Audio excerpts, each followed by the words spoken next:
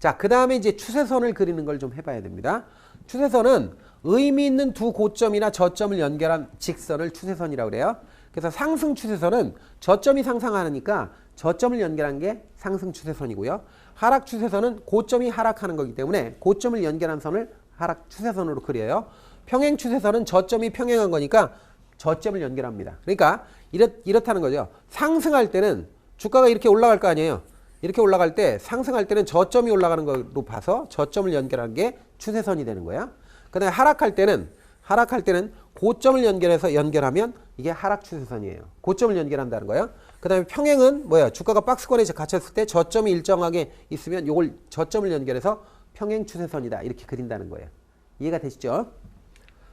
자, 추세대라는 것도 있어요. 추세대는 띠대자예요. 추세대, 추세통로라고도 그래요. 그래서 저항선과 지지선이 평행하게 움직이면 추세대, 띠처럼 돼 있다 그래서 추세대라고 합니다.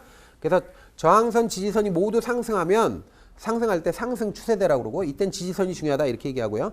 하락 추세대 하면 저항선과 지지선 모두 하락할 때 이때는 저항선이 중요하고요.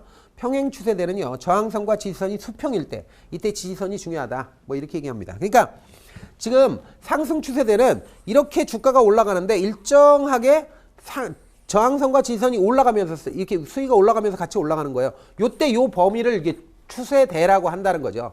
요거는 상승 추세대 이렇게 얘기한다는 거야. 상승 추세대. 떨어질 때도 일정하게 범위를 이렇게 고점과 저점이 나란히 일정한 간격을 유지하면서 움직이면 요걸 하락 추세대라고 한다는 거죠. 그러니까 그런 내용이에요. 용어만 알면 되는 겁니다. 그렇게 뭐 엄청 중요하고 그런 건 아닙니다. 자, 그 다음에요. 추세선의 변형을 보겠습니다. 추세곡선. 추세의 기울기가 점차 급격해지는 형태를 이제 이야기하는 거고요. 그 다음에 중심 추세선. 지지선에서 저항선, 저항선에서 지지선으로 역할이 변경된 추세선을 중심 추세선이라고 해요.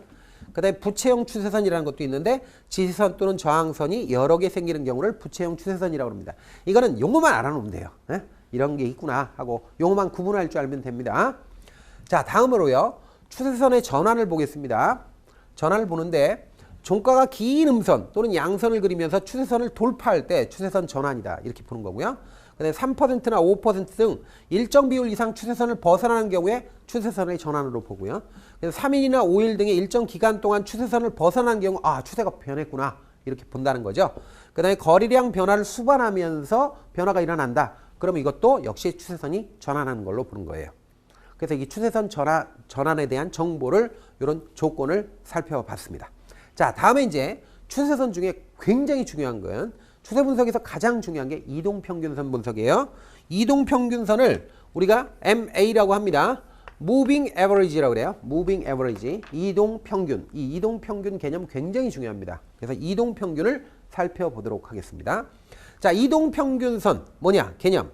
자, 계산은 T일의 이동평균치를 얘기하는데 자, 만약에 5일 이동평균선을 구한다. 그러면 오늘이 T0, 오늘이 T1이다. T0다. 그럼 5일 이동평균선은 이렇게 하는 거 오늘 기준으로 했을 때 오늘 마이너스 1, 마이너스 2, 마이너스 3, 마이너스 4 이렇게 해서 오늘까지 포함해서 이렇게 해가지고 요걸 어떻게 돼요? 요걸 다 더해서 5로 나누는 거예요. 그래서 점을 찍어. 그 다음에 그 다음 날은 어떻게 돼요? 만약에 이렇게 해서 점을 찍어. 그 다음에 그 다음 날은 요거 하나 빼고 5일 이렇게 더해서 나눠. 5로 나눠. 그래서 점을 찍어. 그 다음에 또 그 다음 날은 이렇게 해서 그 다음날 빼고 5일 계산한 다음에 5일 더한 다음에 나눠서 이렇게 해서 점을 찍어. 그래서 이걸 쭉 연결하면 이동평균, 5일 이동평균선 이렇게 나오는 거예요. 이런 식으로 해서 이동평균선을 그리는 겁니다. 그러면 이동평균선은 그러니까 이동평균선을 어떻게 그리느냐 이런 거는 시험에 나오는 게 아니고요. 개념이 그렇다는 거예요. 그러면 20일도 이런 식으로 하고 60일도 이런 식으로 하고 120일도 이런 식으로 해서 이동평균 이렇게 매일매일 점을 찍어가지고 이걸 쭉 연결한 게 이동평균선이에요. 그래서 이동평균선을 계산하는 방식이 나오는데 이건 뭐 중요한 게 아니고요. 어쨌든 이동평균선은 이렇게 매일매일 그 해당 그 누적 기간 동안의 날짜를 카운트해서 이걸 점을 찍어가지고 평균치를 점을 찍어서 쭉 연결한 선이에요. 자, 그러면 종류는 주가 이동평균선, 주가도 이동평균선 그릴 수 있고요. 근데 거리량 이동평균선도 있어요. 그래서 주가도 있고 거리량도 있구나 이렇게 알아놓고요. 자, 그 다음에요. 구분은요. 단기 이동평균선이 있고 중기가 있고 장기가 있는데 이건 구분하는 게 뭐 정확하게 있는 건 아니에요. 근데 대개 보면 단기 이동평균 하면 5일이나 20일 정도까지를 단기로 보고요. 중기는 보통 60일 정도로 보고요. 그다음에 장기는 120일, 뭐 200일 뭐 이렇게 봅니다. 그래서 이런 식으로 본다라는 거고, 그다음에 주가는 현재 가격이고 이동평균은 평균 매매 가격으로 보는 거예요. 자, 이렇게 해서 본다라는 거예요. 자, 그러면 굉장히 중요한 개념이 이동평균이니까 이동평균선의 특징을 제 손글씨로 한번 보겠습니다. 자, 일단 특징이고 굉장히 중요하고 잘 물어보는 거예요. 주가가 이동평균선 돌파 시에는 매입이나 또는 매도 신호를 봐요. 그러니까 현재 주가가 이동평균선을 뚫고 올라가는가 뚫고 내려가는가 이렇게 되면 매입 신호나 매도 신호로 본다라는 거예요. 그 다음에 분석 기간이 길수록 이동평균선은 완만해지고, 자, 그 다음에 짧을수록 가파라진다. 이건 뭐냐면 5일 이동평균선은 움직일 때 5일 이동평균선은 뭐 이런 식으로 움직여. 이런 식으로 막 이런 식으로 5일 이동평균선은 막 이렇게 움직인다고 쳐요. 그런데 자, 5일짜리는 그런데 20일짜리는 약간 요거보다는 이렇게 뭐야 완만해지죠. 이렇게 완만해져요. 그런데 만약에 60일이다. 그러면 60일이면 이게 더 완만해져. 이런 식으로 되고 120일이다. 그러면 이렇게 돼버려요. 무슨 말씀인지 아시겠죠? 그러니까 이렇게 이동평균선은 짧은 기간 동안의 이동평균선은 왜 급하게 움직여요. 급하게 움직이는데 60일, 뭐 120일, 200일 이러면 완만하게 움직인다는 거죠. 유연하게. 그래서 2번 맞고요. 그다음에 3번 주가가 이동평균에서 멀어지면 복귀 현상이 있어요. 그러니까 이동평균선은 이 이동평균선이 이렇게 움직이는데 주가가 너무 멀리 떨어져 있었잖아요. 그러면 언젠가는 이 주가가 어떻게 돼? 이동평균선 근처로 수렴한다는 거죠.